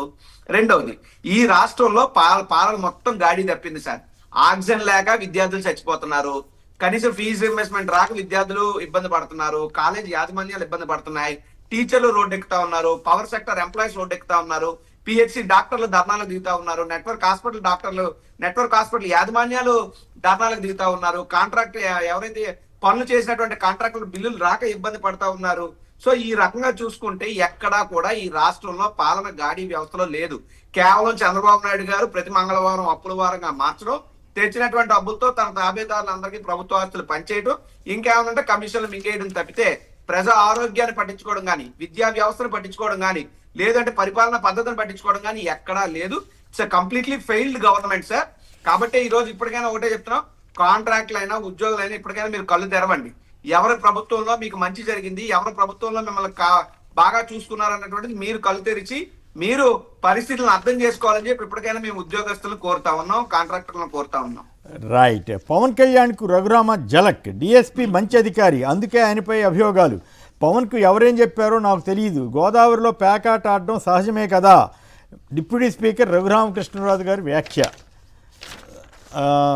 మంచి భీమవరం డిఎస్పీకి మంచి ట్రాక్ రికార్డ్, వాహనాలు సొత్తు రికవరీలో బాగా పనిచేస్తున్నారన్న రఘురామ. ఇంతకీ ఇప్పుడు ఈ డిఎస్పీని బదిలీ చేయమని అప్పుడే 2 రోజులు అయిపోయింది, బదిలీ చేయమనో చర్య తీసుకోమనో పవన్ కళ్యాణ్ గారు చెప్పి, సరే చంద్రబాబు గారు ఇదంతా వెనకాల ఉన్నారా లేదా అనేది పక్కన పెడితే, అయితే పవన్ కళ్యాణ్ గారికి అంటే జనసేనకి టీడీపీకి మధ్య ఉన్న పేకాట శిబిరాల రచ్చ ఇప్పుడు బయటపడింది. అంటే జనసేన వాళ్ళ పేకాట శిబిరాలనేమో ఆపుతున్నారు, టీడీపీ పేకాట శిబిరాలని ఆపట్లేదు. అది ప్రధాన కారణం అంటూ ఒక విశ్లేషణ వచ్చింది, మిత్రుడు కొందరు చెప్తున్నటువంటి దాన్ని. అయితే ఇప్పుడు పవన్ కళ్యాణ్ గారు దాని మీద స్పందించారు. అయితే మొత్తం దాన్ని ఒక్క భీమవరం అంటే మళ్ళీ కొంచెం ఇబ్బంది అవుతుందని రాష్ట్ర వ్యాప్తంగా చుట్టి రాష్ట్రంలో ఉన్న పరిస్థితి అంతటినీ వివరించారు. దానికి రఘురామ పెద్ద కౌంటర్ ఇచ్చినట్లయింది. ఏది ఆయన డిఎస్పీ మంచి అధికారిని. ఇప్పుడు పవన్ కళ్యాణ్ గారి గాలి తీసినట్లా లేదా? ఇప్పుడు ఆయన పవన్ కళ్యాణ్ గారి మాట చెల్లుతుందా? పవన్ కళ్యాణ్ గారు ఎట్లయినా మనతోటే ఉంటాడులే అనే ఒక చులకన భావంతో ఇప్పుడు తెలుగుదేశంలో కొంతమంది, చంద్రబాబు గారికి ఆ ఉద్దేశం ఉన్నా లేకపోయినా కొంతమంది అట్లా వ్యవహరిస్తున్నారా? పవన్ కళ్యాణ్ గారి ఇష్యూతో పాటు ఇది కూడా కలిపి చేయాలి. జేసీ క్షమాపణ చెప్పాలని పోలీసు అధికారుల సంఘం ఎట్టయితే డిమాండ్ చేసింది, మొత్తం మీద అంత ధైర్యం చేశారు. అయితే ఏఎస్పీ గారు చేసిన వ్యాఖ్యలు రౌడీలను ఎలవ చేయని తర్వాత మరి ముందో వెనకో ఆయన ప్రభాకర్ రెడ్డి గారు కూడా చాలా తీవ్రంగా అసలు డైరెక్ట్గా అసలు అటాక్, నాది అధికారం, అసలు తాడిపత్రి నా సామ్రాజ్యం, మాజీ ఎమ్మెల్యే రానివ్వకపోతే కూడా ఇదే పోలీసులు కదా ఆయనకి అండదండగా ఉండి వెన్ను తట్టి నిలబడుతుంది. ఇప్పుడు అదే పోలీసులు వాయించాడు ఆయన, సరిపోయింది. ఇప్పుడు పోలీస్ ఎస్పీ గారు కూడా చర్య తీసుకుంటా ఉన్నాడు. ఎందుకు కేసు పెట్టలేదు 2 రోజులు అయిపోతే? మరి ఈ రకంగా ఆంధ్రప్రదేశ్లో ఇంకోవైపు అనంతపురంలో భూ కబ్జా అంట, 3,000 కోట్ల రూపాయలు విలువైన పచ్చముఠ 3,000 కోట్ల భూములపై పచ్చముఠా కన్ను, రాష్ట్రంలోనే అతిపెద్ద భూ కబ్జా అంటూ ఇంకొక వార్త వచ్చింది. సో ఈ పరిణామాలన్నింటినీ చూస్తే పోలీసు వ్యవస్థ కానీ ఆ రకంగా మరి జేసీ ప్రభాకర్ రెడ్డి అంటే భయపడుతున్న పోలీసు వ్యవస్థ, చంద్రబాబు గారు ఏమో పోలీసులకు స్వేచ్ఛ ఇచ్చానంటారు, ఇక్కడేమో మీ సంగతి అంతు చూస్తానంటే ఆయన మీద చర్య తీసుకునే పరిస్థితి కూడా లేదు. సో పవన్ కళ్యాణ్ గాలి తీసినట్లయినా, జేసీ ప్రభాకర్ రెడ్డి గారు పోలీసులు పరువు తీసినట్లయినా? Indraneel garu. Sir, first of all Pawan Kalyan గారి ఇన్సిడెంట్ తీసుకుంటే ఇది భీమవరంలో పేకాట పంచాయతీలు నడుస్తున్నాయి అనే దాంట్లో ఇది ఒక సామాజిక అంటే కులాలకు సంబంధించిన, అంటే ఒక కులం వాళ్ళని ఎంకరేజ్ చేస్తున్నారు, ఇంకో కులం వాళ్ళని ఎంకరేజ్ చేయట్లేదు అనేది ప్రధానమైన సమస్య అక్కడ. అది పార్టీ అనే కంటే కూడా సామాజిక కుల సమీకరణాలకు సంబంధించిన వ్యవహారం. అయితే ఫస్ట్ ఆఫ్ ఆల్ వాళ్ళ స్టేట్మెంట్స్లో ఇద్దరు కూడా, అది త్రిపులార్ అవ్వచ్చు, ఇటు పక్క పవన్ గారు అవ్వచ్చు, ఇద్దరు కూడా కంక్లూడ్ చేసింది ఏంటి, పేకాట శిబిరాలు ఉన్నాయి అనే వాస్తవం అయితే కంక్లూడ్ చేశారు ఇద్దరు. ఒకరి మీద ఒకరు నిందలేసుకున్నా లేదు చెప్పినా కూడా పేకాట శిబిరాలు మీకు రాష్ట్ర వ్యాప్తంగా జరుగుతున్నాయి అనేది అంటే లా అండ్ ఆర్డర్ని ప్రాపర్గా టీడీపీ గవర్నమెంట్ కూటమి ప్రభుత్వం హ్యాండిల్ చేయలేకపోతున్నాయి అనే దాన్ని వాళ్ళే ఒప్పుకున్నారు ఫస్ట్. రెండోది ఏంటి అంటే పవన్ కళ్యాణ్ని ఏ రోజు కూడా కూటమి ప్రభుత్వంలో కానీ టీడీపీ ప్రభుత్వంలో ఉన్న వాళ్ళు కానీ సీరియస్గా ఏ రోజు తీసుకోవట్లా. ఎందుకు ఆయన ప్రశ్నించట్లేదు కాబట్టి కందుకూరు ఇష్యూ కానీ అలా కాదు సార్, ప్రశ్నించట్లేదు కాదు, అతనికి ఒక స్టాండ్ లేదు. ఇప్పుడు ఈ రోజు మాట్లాడిన వ్యక్తి రేపు మర్చిపోవచ్చు, లేదా రేపు ఉదయం స్టాండ్ మార్చుకొని మళ్ళీ స్టేట్మెంట్ ఇస్తారు. మరి ఇప్పుడు ఆయన పవన్ కళ్యాణ్ పరువు పోయినట్టు అంటే ఈ రకంగా పరువుగా సార్ అసలు స్పీకర్ గారు వ్యాఖ్యానించడం అసలు కాదు. తల్లిని తిట్టిన వాళ్ళ దగ్గరికి వెళ్ళి సాగిలపడి పొత్తులో ఉన్న తర్వాత ఒకటి కాదు సార్, మీకు ఇలాంటి ఇన్సిడెంట్స్ మీరు 2014లో సపోర్ట్ ఇచ్చిన కాడి నుంచి తీసుకుంటే వాళ్ళు బయటకు వచ్చిన కాడి నుంచి రిపీటెడ్గా వాళ్ళని విమర్శించడం, మళ్ళీ వెళ్ళి కలవటం, కలవటం లేదు. విమర్శల వరకైతే పర్వాలేదు, దోషణలు చేసినా కూడా ఆడదాకా ఎందుకు. మీకు ఎలక్షన్ల కంటే ముందు సుగాలి ప్రీతి గారి ఇన్సిడెంట్ అవ్వచ్చు, 30,000 అమ్మాయిల విషయం అవ్వచ్చు, లేదు అంటే విశాఖ స్టీల్ ప్లాంట్ విషయం అవ్వచ్చు, ఆయన చేసే వాటికి అంటే వీళ్ళు ఎవరు సీరియస్గా తీసుకోవట్లేదు. ఎలక్షన్స్ అయిన తర్వాత తీసుకోండి, సీజ్ ద షిప్ అన్నారు, ఏమైంది అంటే అసలు అతన్ని కనీసం ఒక అంటే వీళ్ళు ఏమనుకుంటున్నారు, డిప్యూటీ సీఎం ఒక మంత్రి అంటున్నారు కదా, ఒక ఎమ్మెల్యేగా కూడా టీడీపీ వాళ్ళు ఎవరు కూడా కన్సిడర్ చేయట్లేదు. ఎందుకు చేయట్లేదు అంటే అవసరమైతే ఇప్పుడు చూడండి, ఒక చిన్న ఎగ్జాంపుల్ చెబుతా చూడండి. ఫస్ట్ లోకేష్ గారిని కూడా డిప్యూటీ సీఎంగా ప్రకటించబోతున్నారు అన్న మరుక్షణం వెంటనే ఏమన్నారు, పైకి వెళ్ళి బీజేపీతో మాట్లాడి అలా అనౌన్స్ చేయకుండా ఆపగలిగారు అనే విధంగా పత్రికల్లో ప్రచురించడం అయితే చూసాం. అయితే ఈ రోజున అదే పవన్ కళ్యాణ్తో ఏ విధంగా చెప్పిస్తున్నారు, రాబోయే 15 సంవత్సరాలు టీడీపీతోనే ఉంటామని చెప్పిస్తూ అవసరమైతే లోకేష్ ఏమైనా కూడా నేను డిప్యూటీ ఉంటా అనే స్థాయికి వెళ్ళిపోయారు. అంటే ఇండికేషన్ ఇచ్చేశారు కదా. అంటే ఏంటి, ఇక ఇతను ఏం చెప్పినా రేపు ఉదయం కావాలంటే ఫోన్ చేసి మన డీల్ మనం మాట్లాడేసుకొని మళ్ళీ మనం సెట్ చేసి మనకు కావాల్సిన విధంగా మాట్లాడించుకోవచ్చు అనే స్థాయిలో ఉండారు తప్పితే అతన్ని సీరియస్గా వాళ్ళు అయితే తీసుకోవట్లేదు. ఇప్పుడు భీమవరం ఇన్సిడెంట్ లో కూడా అంతే, పవన్ కళ్యాణ్ మాట ఏం చెల్లలేదు ఇప్పుడు అయితే. చెల్లదు కూడా సార్, చెల్లలేదు కాదు చెల్లదు కూడా. మరి మొత్తం మీద గాలి తీయడంలో ఏం ఇబ్బంది పట్టలేదు తెలుగుదేశం అంటే ఉంటే తీయచ్చు అంట. నేను ఆల్రెడీ ఇన్ని ఇన్సిడెంట్స్ తర్వాత కూడా ఉందని ఎలా అంటారు? అంతేనంటారు. అంతే సార్. రైట్. మన జేసీ ప్రభాకర్ రెడ్డి ఇష్యూ సార్, అసలు ఫస్ట్ ఆఫ్ ఆల్ నా దగ్గర కూడా గన్ ఉంది. గన్ అంటే licensed gun mean to kill అంటున్నారు. అసలు ఇలాంటి ఇన్సిడెంట్ జరిగినప్పుడు మేము మీకు హితవు పలుకుతున్నాము, మీ మీద చర్యలు తీసుకుంటాము, వీటి గురించి ఆలోచిస్తాము. ఏంటి సార్ ఇదంతా? 2 days అవుతుంది, ఇమ్మీడియట్గా కేసు ఫైల్ చేసి గన్ లైసెన్స్ క్యాన్సిల్ చేయాలి, సుమోటోగా తీసుకొని పరిశీలన చేస్తున్నాం అంటున్నారు. ఈ ఒక్క ఇన్సిడెంట్ కదా సార్. అసలు అదే వైసీపీ వాళ్ళ మీద అయితే అసలు వైసీపీ అసలు క్షణంలో కేసు అరెస్ట్ ఈ పాటికి అంతా చంద్రబాబు గారు, పవన్ కళ్యాణ్ గారు, లోకేష్ గారు దీపావళి టపాసులు గన్ను పేలిస్తేనే అరెస్ట్ చేస్తారు వైసీపీ వాళ్ళని. మీరు ఇంకా రియల్ గన్ దాకా లైసెన్స్డ్ గన్ దాకా వెళ్ళారు. అంటే ఈ ఒక్క ఇన్సిడెంట్ కదా సార్. అసలు ప్రభుత్వం ఏ స్థాయిలో ఉంది అంటానికి మీరు చూడండి, తాడేపల్లి ఎమ్మెల్యే బొలిశెట్టి శ్రీనివాస్ గారు తాడేపల్లిగూడెం కూర్చొని లైవ్లో కూర్చొని లంచాలు ఎలా తీసుకుంటున్నాము, ఎంత ఇస్తున్నారు చెబుతున్నారు. మరి లంచాలు తీసుకుంటాం అనేది క్రైమా కాదా అంటే ప్రభుత్వ విధానంలో చట్టబద్ధతతో చేస్తున్న వ్యవహారం ఇది. అది దాని గురించి ఎవరు సుమోటోగా తీసుకోవడం కానీ ప్రభుత్వం హెచ్చరించడం కానీ వాళ్ళకి ఏం లేదు. ఒక పక్క కొలికిపూడి శ్రీనివాసు వర్సెస్ కేసినేని చిన్ని ఇసుక దందా గురించి ఓపెన్ గా ఒకళ్ళ మీద ఒకళ్ళు ఆరోపణలు చేస్తున్నారు, వసూలు చేస్తున్నారని. ఇద్దరు టీడీపీ వాళ్ళు, ఎవరో ఒకళ్ళన్నా నిజం చెబుతున్నట్ట, లేదు టీడీపీ మొత్తం అబద్ధం చెబుతున్నట్ట? అంటే ఇద్దరులో ఒకళ్ళైతే నిజం చెబుతున్నట్టు అనుకుంటా నేనైతే. కాదు టీడీపీ వాళ్ళంతా అబద్ధమే చెబుతారు, వీటిని సీరియస్ గా తీసుకోకూడదు అనుకుంటున్నారా చంద్రబాబు గారు ఏమన్నా? ఇది ఒక ప్రాబ్లం ఉంది. రీసెంట్గా నిన్నే సార్ ఏబి వెంకటేశ్వరరావు గారు ఏమంటారు,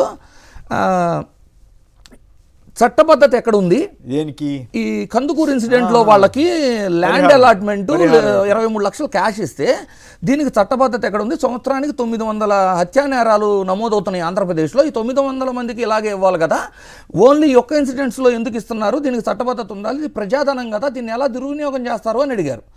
మరి అదే వెంకటేశ్వరరావు గారు లూలు మాల్కి ల్యాండ్ ఇచ్చేటప్పుడు అది ప్రజాధనం కాదా? వర్షా కంపెనీకి 99 పైసలకి ల్యాండ్ ఇచ్చేటప్పుడు అది ప్రజాధనం కాదా?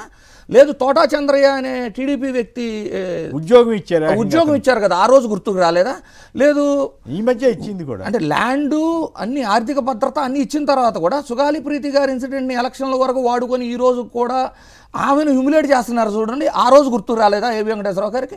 కేవలం ఏంటంటే ఎదురివ్వటం. ఇన్ని చేసినప్పుడు ప్రజాధనం వృధా అవుతుంది. ఎందుకు ఆయన సడన్ గా అక్కడ కుల సంఘాల మీద కూడా ఆయన కొంచెం అసంతృప్తి ఏం లేదు సార్. ఇది అంటే మాలాంటి వాళ్ళు మాట్లాడకపోతే బెటర్ కానీ, ఎందుకంటే సొసైటీకి అదే కులాల పేరు కూడా కాదు అసలు. యాక్చువల్గా కులం అనేది మైండ్కి ఎక్కేసి వీళ్ళకి ఒక ఉన్మాదంతో మాట్లాడే తీరు కానివ్వండి, అక్కడ బాధితులు ఎవరు నిందితులు ఎవరు అని మాట్లాడాలి. అది మర్చిపోయి నిందితులు కూడా మా వారైతే ఒక రకం లేకపోతే ఒక రకం అనే ధోరణి వెళ్ళిపోయి కూడా అట్లా కుల ధోరణిలోనే మాట్లాడారని మీ అభిప్రాయం? అంతే కదా, ఇంకంతకంటే మరి అలాంటప్పుడు తోటా చంద్రయ్య దగ్గర ఇలాగే మాట్లాడాలి. చంద్రబాబు గారు నిజంగానే అయితే ఇక్కడ ఒక పాయింట్ ఒకటి ఉంది ఆయన గురించి. సరే, చంద్రబాబు గారు ఒక్కొక్కళ్ళ విషయంలో ఒక్కొక్కళ్ళు వైసీపీ వాళ్ళు ఎవరైనా హత్యకు గురి అయితే మరి ఎట్లా ఎందుకు ఇవ్వట్లేదు? సార్ అక్కడ దాకా ఎందుకు sir? First of all incident జరిగింది, ఇన్సిడెంట్ జరగగానే యాక్షన్ ఏమైనా తీసుకోగలిగారా? తీసుకోలేదు. కాపు సంఘం వాళ్ళు గొడవ చేసి కాపు సంఘం వాళ్ళు వెళ్ళిన తర్వాత ఏమైనా రియాక్షన్ వచ్చిందా అంటే, పాపం దాసరి రాము గారు బాగా పోరాడారు, కానీ కాపు సంఘాలు వెళ్ళి మాట్లాడిన తర్వాత బయట మీడియాకి తెలిసింది, కానీ ప్రభుత్వం నుంచి ఏమైనా స్పందన వచ్చిందా? రాలేదు. ఎప్పుడు వచ్చింది అంటే, మీకు తోటా త్రిమూర్తులు గారు ప్రెస్ మీట్ పెట్టి పబ్లిక్గా అడ్రస్ చేసిన తర్వాతే ఇమ్మీడియట్గా అనిత గారు వెళ్ళి మాట్లాడటం స్టార్ట్ చేసి అడ్రస్ చేయడం స్టార్ట్ చేశారు. అంటే ఏంటి, జనసేనను కానీ కాపు సంఘాలను కానీ కనీసం వాళ్ళు ఒక లెక్కలో కూడా తీసుకోవట్లా. అంటే వచ్చి మాట్లాడారు, కావాలంటే మనం సర్ది చెప్పొచ్చు, వాళ్ళకి మనతోనే ఉండారు కదా. ఇప్పుడు జనసేన తరపు కానివ్వండి, కాపు సంఘాలు కానివ్వండి, మన కూటమి ప్రభుత్వానికే కదా పనిచేసింది, ఆ ధోరణిలో ఉన్నారు. ఎప్పుడైతే వైఎస్ఆర్సీపీ దీన్ని అడ్రస్ చేసిందో ఆ తర్వాతే ఏదైనా న్యాయం కానివ్వండి ప్రభుత్వం వెళ్ళి అడ్రస్ చేయడం స్టార్ట్ అయింది. కాకపోతే దీంట్లో అందరూ పవన్ కళ్యాణ్ గారు అసలు కనీసం స్టేట్మెంట్ కూడా ఇచ్చినట్టు లేరు కదా. ఇచ్చారు అసలు? లేదు సార్, లేదు. ఏమలా శ్రీకాళహస్తి ఇష్యూలో కూడా అట్లాగే విచిత్రంగా ఉంది. వాటి మీద స్పందించలేదు, అంత పెద్ద పెద్ద హత్యలు వీటి మీద. ఇక్కడ ప్యాకాడ్ శిబిరాల మీద మాత్రం జనసేన అంటే మా వాళ్ళకి నాకు రావాల్సిన వాటాలకి అక్కడ గండి కొడుతున్న కాడ మాట్లాడతాం, అంతేగాని. ఓకే, రాజీవ్ గారు, పవన్ కళ్యాణ్ ఇష్యూ ప్లస్ జేసీ ఇష్యూ. ఫస్ట్ జేసీ గారి ఇన్సిడెంట్ అడ్రస్ చేసి పవన్ కళ్యాణ్ గారి దగ్గరికి వస్తాను సార్. సార్, పోలీస్ కమామరేషన్ డే అంటే పోలీసులు విధి నిర్వహణలో ప్రజలు సమాజం పట్ల బాధ్యతతో పనిచేస్తూ వారు చేసినటువంటి త్యాగాలకు నివాళులు అర్పించేటటువంటి ఒక మహత్తరమైనటువంటి రోజు, పోలీసులను గౌరవించుకునేటటువంటి రోజు. ప్రత్యేకంగా ఆ రోజే పోలీస్ వ్యవస్థను గాని, పోలీసు ఉన్నతాధికారులు గాని, ఏఎస్పీ స్థాయి అధికారులు దుర్భాషలాడుతూ చంపేస్తానని ఇండైరెక్ట్ గా గన్ లైసెన్స్ ఉంది, లైసెన్స్ గన్ ఫర్ కిల్ అన్నట్టు మాట్లాడుతూ అంత స్థాయికి ఒక తెలుగుదేశం పార్టీ శాసనసభ్యుడు వెళ్ళారు అని అంటే, మాజీ శాసనసభ్యుడు ఈయన మున్సిపల్ చైర్మన్. అయితే ఇప్పుడు ఇది సమాజానికే వార్నింగ్ అలారం కాదండి, పోలీస్ వ్యవస్థకే వార్నింగ్ అలారం. ఏ కూటమి నాయకులు చెప్పారని చెప్పి తెగ ఇదైపోతూ మమ్మల్ని ఇబ్బంది పెడుతూ, ప్రజల్ని ఇబ్బంది పెడుతూ, తప్పుడు కేసులు పెడుతూ, హింసిస్తూ ఓవర్ యాక్షన్ చేస్తున్నటువంటి కొంతమంది పోలీస్ అధికారులకి ఈ యొక్క ఘటన మీకే వేకప్ కాల్ అవ్వాలి. రేపు మీ పరిస్థితి కూడా ఇంతే. కూటమి నాయకులంతా కూడా పోలీస్ వ్యవస్థను వాడుకుని వదిలేస్తారు, రేపు మిమ్మల్ని కూడా బలిపశువులు చేస్తారు, అవసరమైతే మీ మీదే దాడులకు చేస్తారు అని చెప్పడానికి ఈ యొక్క ఘటన ఒక ఉదాహరణ. ఎందుకు చెప్తున్నానంటే, 21 అక్టోబర్న ఈ యొక్క ఇన్సిడెంట్ జరిగితే ఈరోజు 23 అక్టోబర్. అంటే గడిచినటువంటి 48 గంటల్లో ఒక అడిషనల్ ఎస్పీ స్థాయి అధికారిని బెదిరించి, భయపెట్టి, వారి ప్రతిష్టకు భంగం కలిగిస్తే దాని మీద కేసు పెట్టలేనటువంటి దౌర్భాగ్య పరిస్థితుల్లో లా అండ్ ఆర్డర్ ఉంది, మీ యొక్క అడ్మినిస్ట్రేషన్ ఉందంటే, is this not the failure of the police department and especially home minister? నేను అడుగుతా ఉన్నా, ఒక అడ్వకేట్ గా నేను చెప్తా ఉన్నా, జిల్లా ఎస్పీ గారు చెప్తా ఉన్నా సాక్షి టీవీ ఛానల్ ద్వారా, అయ్యా ఎస్పీ గారు, మీకు ఏ సెక్షన్ల కింద జేసీ ప్రభాకర్ రెడ్డి గారి మీద కేసు పెట్టాలో తెలియకపోతే ఇంకా పరిశీలిస్తున్నామని మీరు చెప్తున్నారు కదా. పేజీలు మీరు తిరగేయక్కర్లేదు, పేరాలకు ఆరాలు తీయక్కర్లేదు. BNS 2023 section 351 criminal intimidation, section 352 intentional insult with an intent to invoke the breach of peace కింద సెక్షన్ 356 ఆఫ్ బిఎన్ఎస్ ఏదైతే ప్రతిష్టకు భంగం కలిగించడం. ముందు మీకు దమ్ము, సత్తా, చేవ ఉంటే మీకు ఈ 3 సెక్షన్ల కింద జేసీ ప్రభాకర్ రెడ్డి గారి మీద కేసు నమోదు చేసి అప్పుడు పోలీసులు అని చెప్పి కాళ్ళ ఎగరేసి, అట్లా కాదు వాళ్ళకి తెలియక కాదు కదా, వాళ్ళ మీద వచ్చే ఒత్తిడి అనండి, లేదా ఇతర ఇన్ఫ్లుయెన్సెస్ అనండి, అధికార పార్టీ వాళ్ళ మీదకి వెళ్ళే ధైర్యం చేయలేకపోవడం, రెడ్ బుక్ రాజ్యాంగం, ఇవన్నీ వాళ్ళ ఇబ్బందులు వాళ్ళకు ఉన్నాయి. మీరు చెప్పిన Yes. సెక్షన్ తెలియవని వాళ్ళకి అనుకోవద్దు. అరే లేని సెక్షన్ కూడా పెట్టి ఎంత కాస్త గౌరవనీయ వ్యక్తులను కూడా Sir. వాళ్ళ మీద బురదేసే పోలీస్ వ్యవస్థ ఏపీలో ఘనంగా సాగుతూ ఉంటే ఎవరి మీద పెడితే వాళ్ళ మీద ఎస్సీ ఎస్టీ కేసులు పెట్టడం, మహిళలు ట్రాఫిక్ కేసులు పెట్టడం, అన్నీ తెలియదని మీరు అనుకోవద్దు. వాళ్ళకి ఏ రకంగా రెడ్ బుక్ ప్రకారం ఏమైనా చేస్తారు, కానీ తెలుగుదేశం అనేసరికి ఇబ్బంది వచ్చింది.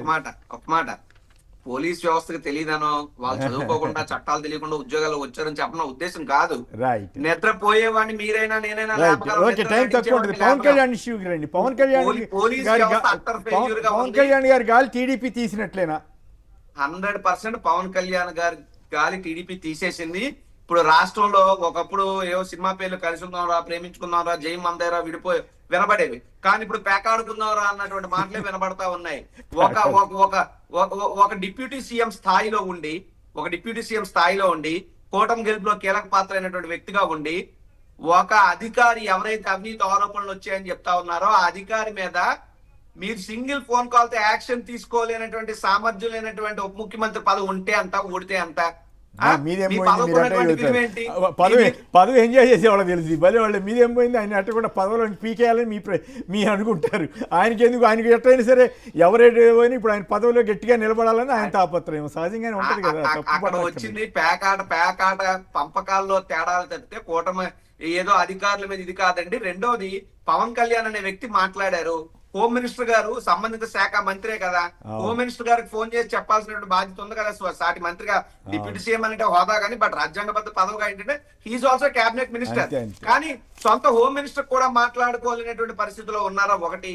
రెండోది సరే పవన్ కళ్యాణ్ మాట్లాడాడు, పవన్ కళ్యాణ్ గౌరవం ఉంచుదాం, ఏమనుంటే చంద్రబాబు గారితో మాట్లాడదాం అని ఉండొచ్చు కదా రఘురామకృష్ణరాజు గారు.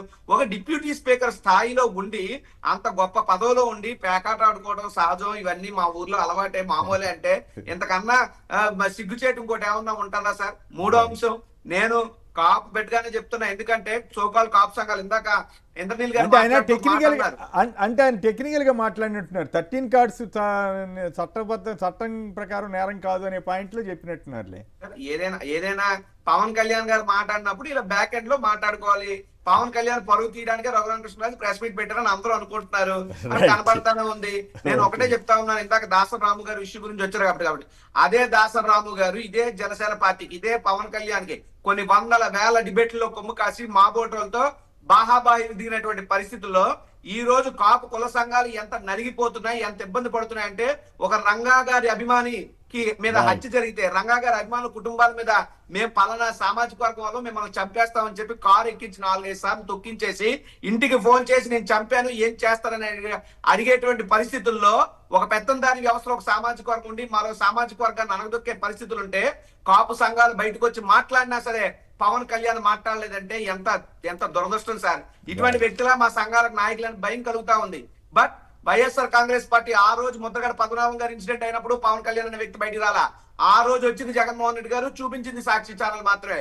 మళ్ళీ ఈ రోజు అక్కడ కాపు యువకుల హత్యకు గాయపడితే వెన్నుపూసలు విరిగిపోతే మంచానికే పరిమితం అయితే ఏ ఒక్క మీడియా గానీ ఏ ఒక్క రాజకీయ నాయకుడు గానీ పట్టించుకున్న పరిస్థితి లేదు. వచ్చినవి కాపు కుల సంఘాలు బయటకు వచ్చాయి, తర్వాత సోకాళ్ళు సాక్షి లాంటి ఛానల్స్ వచ్చాయి, తర్వాత తోట త్రిమూర్తులు గారు కానివ్వండి, జక్కంపూడి గారి అన్నదమ్ముడు సోదరులు రాజా గారు కానివ్వండి, మిగతా వాళ్ళందరూ కూడా వెళ్ళి వారికి భరోసా ఇచ్చిన తర్వాతే కూటమి ప్రభుత్వంలో చలనం వచ్చింది. కానీ సిగ్గుపడుతున్నాం సార్. పవన్ కళ్యాణ్ మా సామాజిక వర్గానికి చెందినోడే, కనీసం మాట్లాడలేదు, బయటకు వచ్చి స్పందించలేదు. చర్యలు తీసుకోండి, చట్టబద్ధంగా వ్యవహరించండి అని చెప్పి ఒక లేఖ కూడా ఇవ్వలేకపోయారు సార్. ఎంత దురదృష్టం సార్. మా కడుపు మంట కాదా, మా ఆవేదన కాదా? పవన్ కళ్యాణ్ భుజాలెక్కించి మోసారు, పవన్ కళ్యాణ్ భుజాలెక్కించి మోసారు.